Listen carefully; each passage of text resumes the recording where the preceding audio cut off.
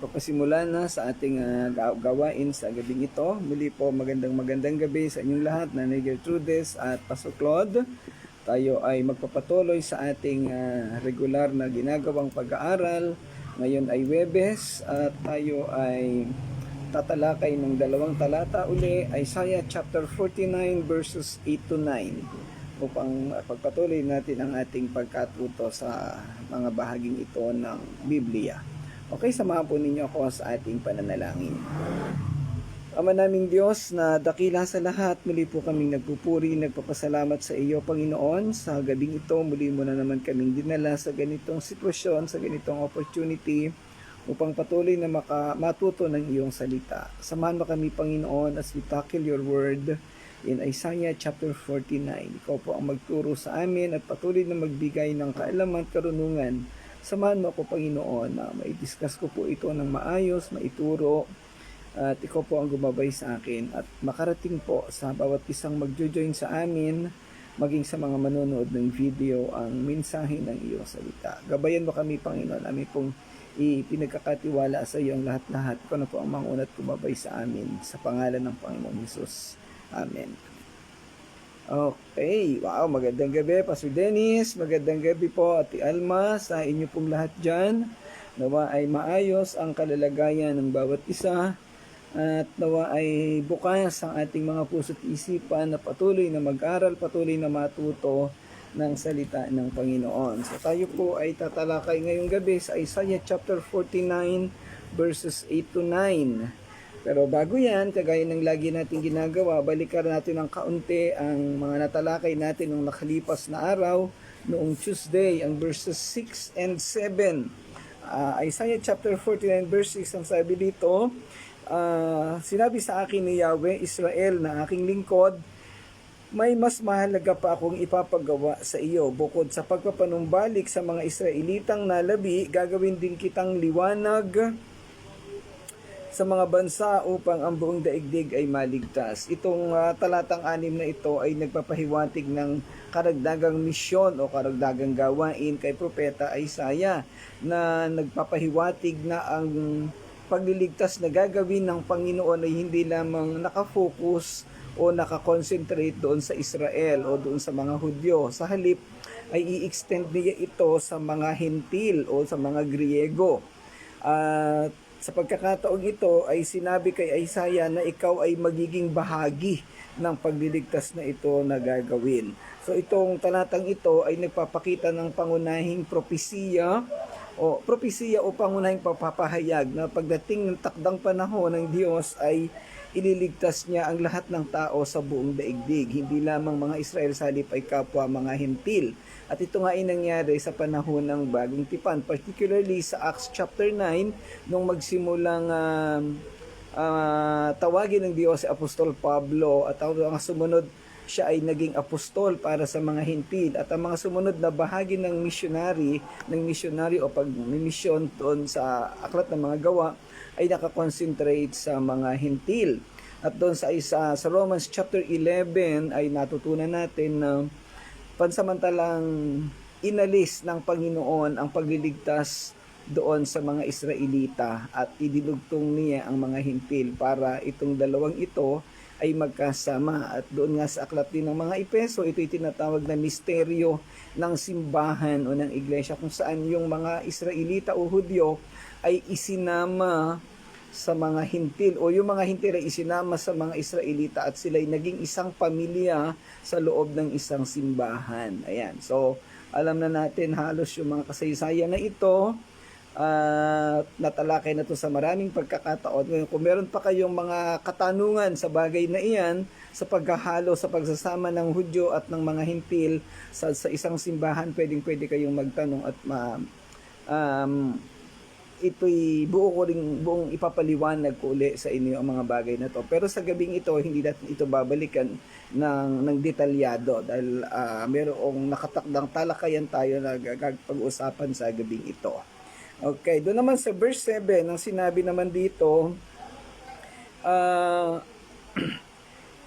Ganito ang sinabi ni Yahweh, ang tagapagligtas ng Israel sa itinakwil na kinamuhian ng mga bansa at inalipin ng mga pinuno. Makikita ng mga hari ang pagpapalaya sa iyo, sila'y titindig bilang pagpaparangal sa iyo at yuyukod ang mga prinsipe bilang paggalang sa iyo.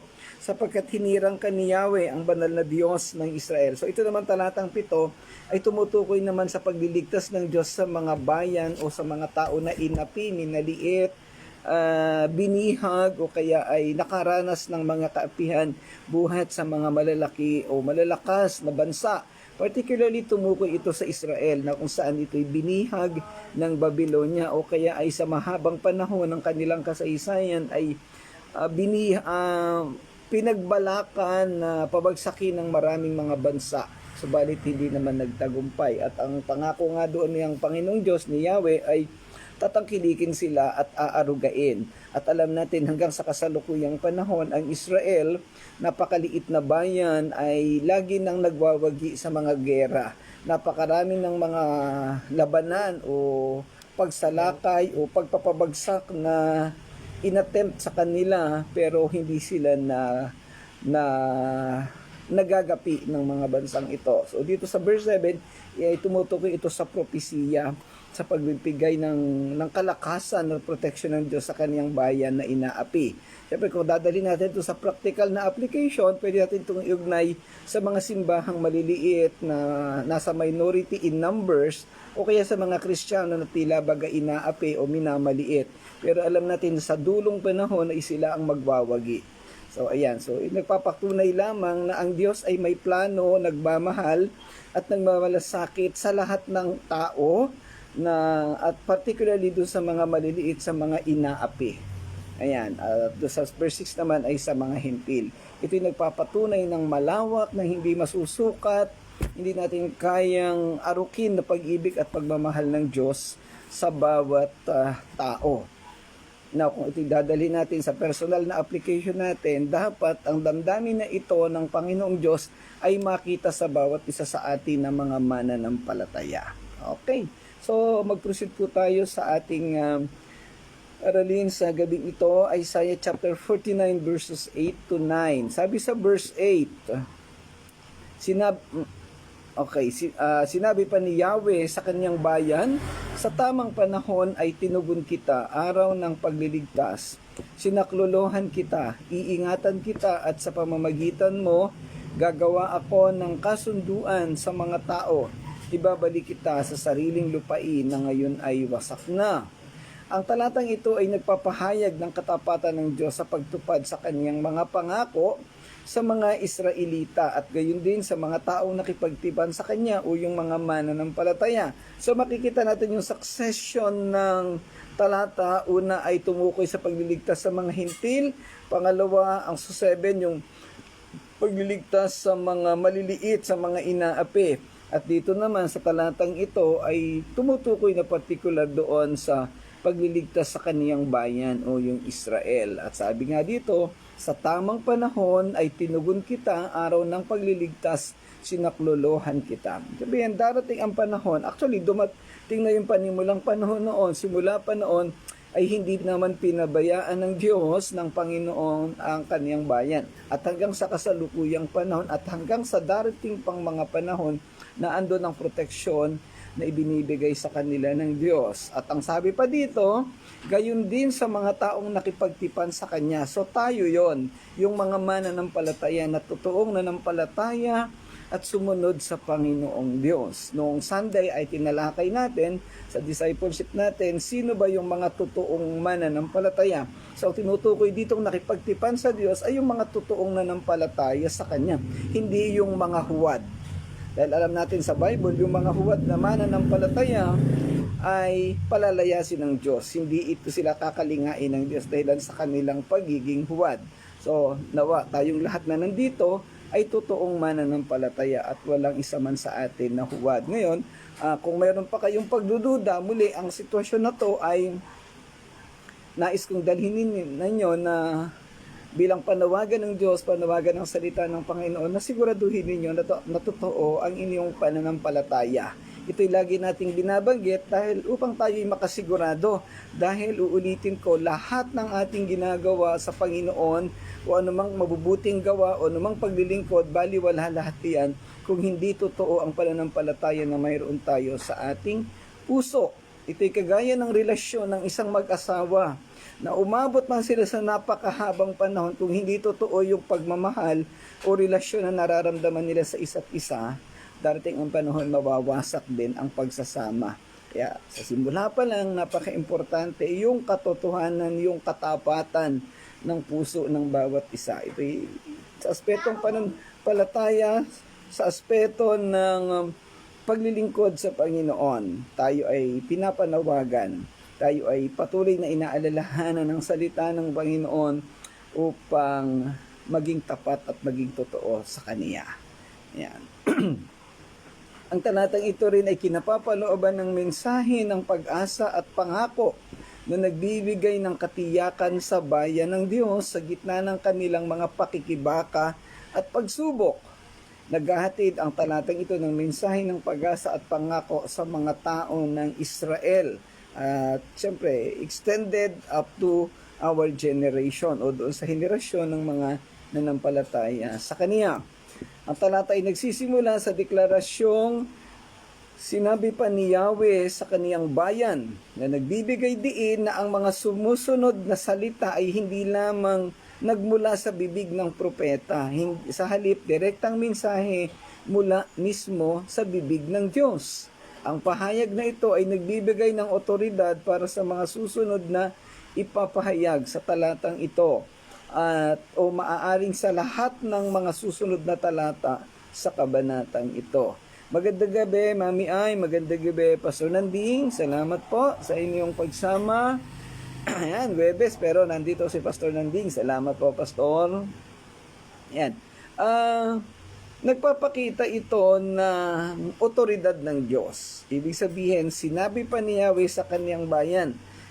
Lagi kong binabanggit sa inyo, yung mga pinipreach namin, yung mga tinuturo, ito'y salita na nagmula sa Panginoon. Kami bilang mga pastor ay instrumento lamang, daanan, or vessel ng mga salita ng Panginoon. Kung ang mga salitang ito ay direktang sa amin magmumula o sa idea namin, pwedeng hindi ninyo pakinggan kasi tao lang din kami, pare-pareho lang tayo. Kaya lang, ang salita na binabahagi natin ay nagmumula sa Panginoong Diyos. Kaya nga dito sa ating ginagawang pag-aaral, personally, I make it a point na talagang ito ay nasa tamang interpretasyon base sa sinasabi ng Diyos sa Biblia. And even to sa mga preaching natin, gano'n man kasimple yung topic, gano'n man ka-basic, sinisigurado natin na ito'y nagmula sa salita ng Panginoon para magkaroon ng authority.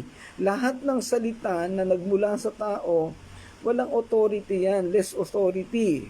Kahit nagkasabihing makapangyarihan man yung tao, basta yan ay hindi nagmula sa Panginoon, ang otoridad niyan ay limitado lamang. Pero kung yan ay nagmumula sa Diyos, tatandaan natin, yan ang full and absolute authority. Now, ang responsibility nating lahat ay pakinggan ito, sundin at ipamuhay. Ayan po. So, napaka-importante ng bagay na yan. Kaya dito inuna at sa mga ibang pahayag palagi nang idinidiin yung sovereignty at yung authority ng Diyos sa kaniyang mga salita. Ang talata ay nagpatuloy sa pahayag na sa tamang panahon ay tinugon kita, na nagpapahiwatig na ang Diyos ay naging matulungin at tumutugon sa mga panalangin at daing ng mga tao ayon sa kaniyang panahon. The right timing, sovereign time. Binibigyang diin nito ang tema ng tamang panahon ng Diyos na sumasakop sa kanyang walang hanggang soberanya at karapatan sa mga kaganapan sa kasaysayan ng tao. Ito ay naghahatid ng mensahe na ang Diyos ay kumikilos ayon sa kaniyang perpektong panahon at ang kaniyang pagtugon sa mga pangangailangan ng kaniyang mga tao ay laging napapanahon at angkop. So merong plano ang Diyos simula't simula pa. Kaya nga isa sa napapag-usapan namin ni Pastor Claude, makikita natin dito gaano ka-organisado ang Diyos, gaano siya galing magplano, scheduling. Ano po? Isa sa tinatalakay natin lagi, a true leader has always a plan, has always a schedule. Walang leader na kesira-sira o kaya whatever will be. O yung sinasabi ng ibang church na as the Spirit leads. Well, totoo na nangunguna ang Espiritu, pero ang Diyos natin ay Diyos ng kaayusan, a God of order. So, meron siyang schedule. At dito sa mga talatang pinag-uusapan natin, makikita natin na ang Diyos ay may plano, may schedule. At pagdating ng takdang panahon na yon, ipapatupad niya ang kaniyang mga plano. Hindi siya yung kung anong maisip ngayon ay siya na lang gagawin. So, structured, organized ang Panginoong Diyos. Yan. Nawa tayong mga mananampalataya, particularly yung humahawak ng mga ministry, ng mga gawain, nangunguna, o actually lahat naman, mga estudyante, empleyado ka man, ano man ang level mo, dapat natin siguraduhin na meron tayong maayos na plano sa ating mga buhay. Kung gusto nating tayo'y maging matagumpay sa bawat aspeto, sa bawat bahagi ng buhay natin, isaayos natin ang ating buhay, ang ating kinabukasan, we should always be organized and well-planned ang gagawin natin. Hindi iyong kung anong maisipan na lamang. Ang sumunod ay ang pahayag na nagsasabi ng sa araw ng pagliligtas, sinaklolohan kita. So again, related doon sa timing, sa scheduling and planning, the right timing of God. Ito'y na may nagpapahayag ng tungkulin ng Diyos bilang ang pinakahuling pinagmumula ng kaligtasan o gumagawa ng pagliligtas. Ibig sabihin, isa sa plano ng Diyos yung pagsaklolo, pagliligtas sa mga tao. Kaya nga yung paunang binabanggit doon, hindi lang sa mga Hudyo, kundi maging sa mga hintil, sa iba't ibang dako ng mundo, in all nations. Kaya nga sa Great Commission, ang sabi doon is, make disciples of all nations. Hindi naman sinabing make disciples of the Jews or the Israelites only. Make disciples of all nations, then baptize them in the name of the Father, the Son, and the Holy Spirit, and teach them everything or all the things that you have learned from me or I had taught to you. Yung ganun. Kaya nga, doon pa lang sa Great Commission, andun yung gawain ng mga pastor nandun ang gawain ng mga lingkod ng Panginoon. Make disciples of all nations, share the gospel, evangelize, teach and disciple them, equip them, empower them, and then baptize them. At ang kasunod, teach them everything that I have taught to you. Kaya meron tayong discipleship, kaya meron tayong pag-aaral na ganito. Kasi ang mandato sa amin ay ituro sa inyo, ituro sa mga tao sa church ang lahat ng itinuro ng Panginoong Hesus. Na pag-aralan natin nung Sunday na ang mga salita ay itinuro, nagmula sa Panginoong Hesus, itinuro sa mga apostol at itinuro ng mga apostol sa mga sumunod na leader hanggang sa nagpapasa-pasa ito sa mga sumunod na tagapanguna hanggang sa ating kapanahunan ngayon. Ngayon, maraming church na hindi nagtuturo, maraming pastor na hindi nagtuturo, maraming miyembro na tinatamad na tumanggap ng katuruan. At okay na yung sisimba lamang, magtatize, kaawit, tapos na.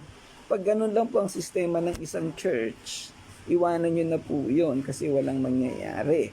At pag ganun po ang sistema ng church, hindi po kumpleto ang nagiging pagsunod sa Panginoon. At pag hindi kumpleto ang pagsunod sa Panginoon, ay baka hindi rin kumpleto ang maging kaligtasan natin. Yan. So, mas madidefine ko po yung salitang full gospel sa ganung sistema na ituturo mo lahat.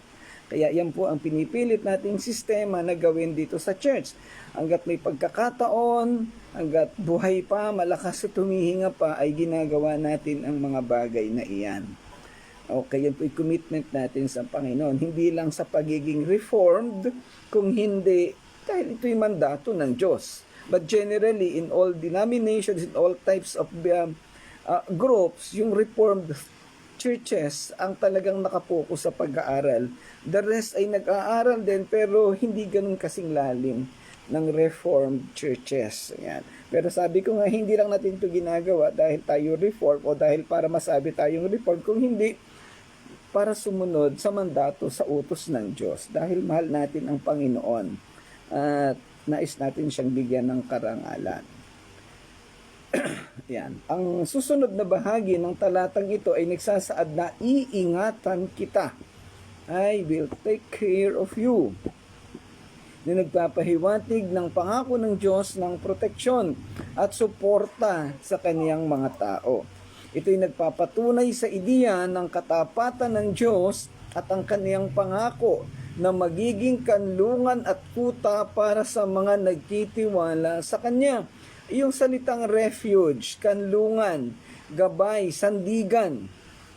The Lord is my refuge. The Lord is our refuge. Ang Diyos ang ating kanlungan at ang Diyos ang ating sandigan. Makakaasa tayo sa Kanya anumang oras.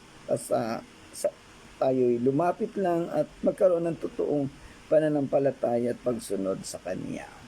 Ito'y isang katiyakan ng walang hanggang presensya at pangangalaga ng Diyos sa mga taong sumusunod at nananampalataya sa Kanya kahit nasa gitna ng mahihirap na kalagayan. At tandaan natin mga kapatid, ano man ang sitwasyon, gaano man tayo naging makasalanan or masuwahin, ang Diyos ay nandiyan, nagmamahal at nag-iintay lang din sa atin. Ano man ang naging kamalian natin, ano man ang mga ginawang mali sa buhay, tatandaan natin na sa dulo ng lahat, mayroong isang nagmamahal at nag-iintay sa inyo o sa ating lahat. Okay? Ang talata ay nagtatapos sa pangako na ibabalik kita sa sariling lupain na ngayon ay wasak na. Dito ay pinapakita ng Diyos ng ang kanyang kakayahang ibangon ang isang bagsak na lugar o lupain. Ipinapaunawa sa mga tao na walang hindi niya kayang gawin para sa kanila na kaniyang pinili. Ang talatang ito'y umiikot sa konteksto ng pagpapanumbalik habang si Isaiah ay umaasa sa isang hinaharap na panahon kung kailan ng Diyos ay mamagitan sa ngalan ng kaniyang mga tao at magdadala ng isang bagong panahon ng pagpapala at pagtubos. Ipinapakita dito sa talatang ito na yung kagaya ng binabanggit natin kanina, darating ang panahon na ang Diyos ay kikilos, ililigtas ang mga tao at dito literal binanggit, ibabalik kita sa sariling lupain na ngayon ay wasak na. So ito yung sitwasyon ng Israelita na ibabalik sa Jerusalem. Ang Jerusalem ay nawasak o natenga at nawala ng silbi sa loob ng 70 taon. Pero after 70 years, ibabalik sila ng Panginoon. Jeremiah 25 and Jeremiah 29. So nandun ang mga propesiya. At yun nga ang sinasabi dito sa tamang panahon. At ganun din sa aspeto ng buhay natin bilang mananampalataya, ang sitwasyon natin ngayon at mabigat. Tayo'y lubog sa kasalanan, sa kamalian, kahirapan, lahat na ng mga pangit na bagay. Pero darating ang takdang panahon na aalisin tayo ng Diyos dito at dadalhin niya tayo, ibabalik doon sa sitwasyon, doon sa lupain, sa lugar na kung saan makakasama natin siya at naiaayos ang ating buhay doon sa kalangitan sa panahon ng pagbabalik ng Panginoong Diyos, ng Panginoong Hesus. Muli, ang propesiyang ito'y inaasahan ni Isaiah ang pagdating ng Panginoong Hesus, ang Mesiyas na tutubos sa kasalanan. So sa panahon pa lang na ito, nakita na natin naman muli na nandun ang propesiya. At sa pamamagitan ni Isaiah ay binabanggit ang mangyayari sa kinabukasan. Sa mga tuntunin ng simbolismo, ang talata ay makikita bilang imahe ng pagdating ni Hesukristo, bilang Mesiyas o tagapagligtas. Ang mga nilalaman ng talatang ito ay nagpapahayag ng kaligtasan, pagpapanatili at pangangalaga at pamana o inheritance. At nakikita ito bilang tumutukoy sa gawaing pagtubos ng Panginoong Hesus na sa huli, magdudulot ng katuparan ng mga layunin ng Diyos para sa kaniyang mga tao. Ang sitwasyon na ito na binabasa natin ay propesiya, pero ito'y mangyayari sa pagdating ng dulong panahon. Ayan. Okay. So, proceed po tayo sa verse 9. Nawa ay nandyan pa kayo. Nawa ay naririnig pa ninyo ang aking pagtalakay. Sabi sa verse 9, palalayain ko ang mga nasa bilangguan, dadalhin sa liwanag ang nasa kadiliman. Sila'y matutulad sa mga tupang nanginginain sa masaganang pastulan. Ang talatang ito ay makapangyarihan at nakakapukaw na talata na nag-aalok ng mensahe ng pag-asa at pagpapalaya sa lahat ng nangangailangan. Ang mga tema nito ng pagpapanumbalik, pagpapalaya at kasaganaan ay pangmalawakan at hindi sumasakop lamang sa mga Israelita o sa partikular na panahon. Ito'y nagsasalita sa malalim na pananabik ng tao para sa kalayaan at kabuuan ng pagkatao. Ang mayamang simbolismo at malalim na teolohikong kahalagahan o theological significance ay patuloy na nagdadala ng pag-asa at kaaliwan sa mga taong tapat na nananampalataya sa Panginoong Diyos. Mararamdaman natin, mauunawaan natin ng malalim at buong buo ang nilalaman ng mga salitang ito, ng mga pangakong ito ng Diyos kung sa puso natin ay nangyayari ang totoong pananampalataya. Pero kung sa sitwasyon ng ginagawa nating pag-aaral, nasa sitwasyon ka na parang wala ka ng kaganagana, na parang hindi ka na interesadong makinig o baka busy-busy ka, hindi ka nakafocus sa pag-aaral, well, nakakatakot po ang sitwasyon na yan. Hindi mo mauunawaan kung ano ang pangako ng Diyos dahil meron kang ibang pinagkakaabalahan. Ang tawag nga natin dyan is spiritual adultery. Yan ay pangangalunya, no? At kahapon ay nabanggit at pag-usapan din namin ni Pastor Claudio yan. Paano nagkaroon ng pangangalunya sa sitwasyon na yan, mga kapatid? Ang pangangalunya o pagtataksil ay hindi po lamang nangyayari sa isang magkatipan o kaya ay mag-asawa. Dito sa Biblia, ang Israel ay tinawag na adulterous, mga mapangalunya. Bakit? Kasi sila ay sumasamba sa Diyos, nag-aalay, pero ang puso nila ay sa iba nakatingin. So, yun po yung sitwasyon. Kagaya sa sitwasyon natin, at lagi ko itong nababanggit, posibleng nandyan ka sa harapan ng gadget mo, nakikinig, pero baka ang puso't isip mo ay iba ang laman. Baka may iba kang pinagkakaabalahan. So, you are an adulterous. Nangangalunya ka sa harap ng Panginoon. At ang Biblia ay nagsasabi na ang Diyos ay galit sa mga mapangalunya. Kapatid, sa inyo pong lahat, magbigay tayo ng panahon. Igalang natin ang Diyos. Pwede hindi niyo ako igalang bilang tagapagturo, pero ang Diyos, siguraduhin natin na nire-respeto natin. Pinakamahalaga sa lahat ng bagay. Ang mayamang simbolismo at malalim na teolohikong kahalagahan sa bahaging ito ay patuloy na nagdadala ng pag-asa at kaaliwan sa mga taong tapat na nananampalataya sa Panginoong Diyos. Ang talatang ito ay tumutugon sa damdamin at mabibigat na sitwasyon ng mga inaapi at nawawalan ng pag-asa at nag-aalok sa kanila ng pag-asa at kalayaan. Alam ng Diyos ang sitwasyon natin. Kaya nga lagi niya tayong pinapaalalahanan sa pamamagitan ng mga salita. Lagi niya tayong binibigyan ng pag-asa at iniaalay niya ang kaniyang tulong. Nakakalungkot lang minsan or karamihan, yung inaalok mo na ng tulong, siya pa yung tumatanggi, yung pinagmamalasakitan mo na, siya pa yung lumalayo or umaayaw.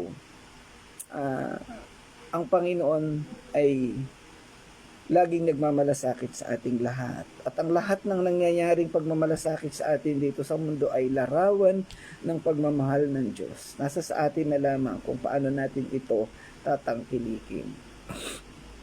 Ang imahe ng mga bilanggo na pinalaya at mga nasa kadiliman na sinasabing magpakita ng kanilang sarili ay makapangyarihan at nakakapukaw, gumigising sa ating natutulog na damdamin. Ito'y tumutukoy sa pangmalawakang karanasan ng tao na nakulong, inapi at nangangailangan ng pagpapalaya. Kung ikaw ay, o kung tayo ay nandun pa sa sitwasyon ng pagkakulong o pagkaapi, ito na yung pagkakataon. Idulog natin ito sa Panginoon upang tayo ay makalaya. Salvation, totoong pananampalataya, totoong pagtitiwala, yun po lamang. Kasi yun ay pinakamahalaga sa lahat ng bagay. Huwag na tayong magmatigas pa dahil ang Diyos ay hindi nagbibiro sa kaniyang mga sinasabi. Ang pagpapalaya at pagkapanumbalik ang pangunahing tema ng talatang ito. Ang propeta ay nag-aalok ng mensahe ng pag-asa sa mga nagdurusan, nangangako na sila ay palalayain mula sa kanilang pagkaalipin at dadalhin sa isang lugar ng kasaganaan. Pansinin natin yung pangungusap na ito. Nangangako na sila ay palalayain mula sa kanilang pagkaalipin at dadalhin sa isang lugar ng kasaganaan. Hindi ba ito yung pangako ng Diyos na consummation ng kaligtasan? Nandito sa panahon na to, tayo ay nasa sitwasyon ng pagkaalipin, pero ang pangako ng Diyos ay napakalinaw. Tayo'y palalayain at dadalhin sa isang lugar ng kasaganaan. Alam nating lahat na ito'y originally pangako sa mga Israelita dahil sila ay nasa sitwasyon ng pagkabihag sa Babylonia, literal, o pwede rin sila spiritually ay nasa sitwasyon ng pagkakasal at pagsuway, pero dadalhin sila ng Panginoon sa isang sitwasyon na lalaya sa pagkaalipin. Ano man ang umaalipin sa kanila, mga bansa ba, kasalanan ba, pagsuway ba, imoralidad ba, o ano pang bagay. Darating ang panahon na tatapusin ito ng Diyos. At sa sitwasyon ng lumang tipan, itong lahat ng pangako na ito'y nangyari noong ang Panginoong Hesus ay ipanganak at namatay sa krus, ilinibing at muling nabuhay. From that point onwards, natapos na ang pagkaalipin sa pagkakasala ng mga tao. Kaya lang ang nakakalungkot, tinapos na ng Panginoong Hesus ang pagkaalipin sa krus, subalit muling ibinabalik ng mga tao. Muling nagugumon sa pagkakasala. Kaya muli, talagang tayo paulit-ulit para tayong sirang plaka dito na paulit-ulit sa halos iisang laman ng mensahe. Bakit?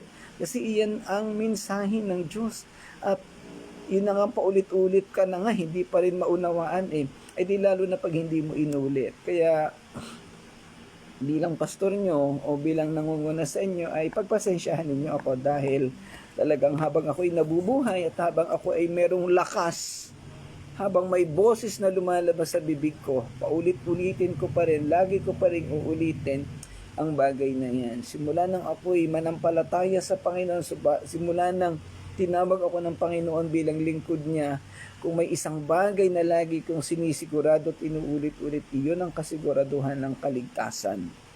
Dahil pinakamahalaga ito sa lahat ng bagay. Okay. Ang simbolismo sa talatang ito'y mayaman at maraming aspeto. Ang mga bilanggo at ang nasa kadiliman ay mauunawa na kumakatawan hindi lamang sa mga pisikal na inaapi, kundi pati na rin sa mga spiritual at emosyonal na nakakulong. Ayan. Ang pagkilos ng pag-akay sa pagpapakain sa mga daan at pastulan sa mataas na lugar ay nagpapakita ng mga larawan ng kasaganaan, kalayaan at kayabungan. Sinasagisag nito ang pagpapanumbalik at pagpapala na inaalok ng Diyos sa mga nagdurusa. Sabi dito, ang tinutukoy nito ay lahat ng mga naaapi, lahat ng mga nakakulong o nabibihag sa aspetong spiritual at emosyonal. Siyempre, physical, spiritual, emosyonal. Baka meron pa sa atin ditong may mga ganitong uri ng pagkakulong. Baka patuloy na nabibilanggo sa usapin ng emosyon. Panahon na para lumaya. Idulog nating lahat ito sa Panginoon. Sabihin, ipagtapat sa Diyos.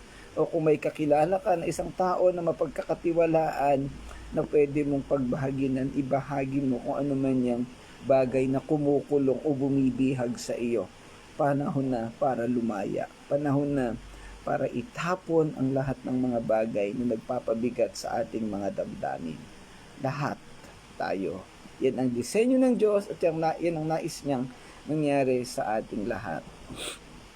Muli, ang talatang ito ay maaari ding bigyang kahulugan bilang pagtuturo, sukdulang katuparan ng mga pangako ng Diyos sa pamamagitan ng Panginoong Hesus. Sa bagong tipan, si Hesus ay isang katuparan ng mga propesiyang binabanggit sa mga bahaging ito. Tinatawag nating servant song o awit ng mga pastol. Ito yung mga propesiya tungkol sa mangyayari, tungkol sa mga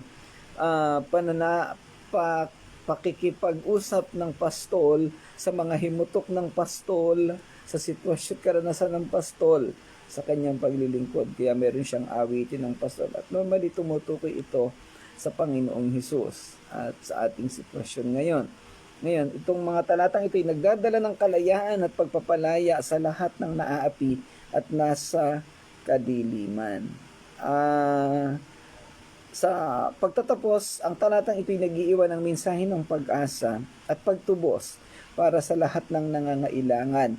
Ito ay nagsasalita sa pangkalawakan na karanasan ng tao sa pagdurusa at pananabik para sa pagpapalaya. Ito ay isang paalala na ang Diyos ay nakikita at patuloy na nagmamalasakit sa mga inaapi at patuloy din na nag-aalok sa kanila ng pangako ng kalayaan. Yan. So, ang ating mapapansin, simula sa talatang 6, then 7, 8, 9, actually, yung mga kasunod pang talata, ang focus na pinag-uusapan ay paglaya. Yung gagawin ng Diyos sa kinabukasan.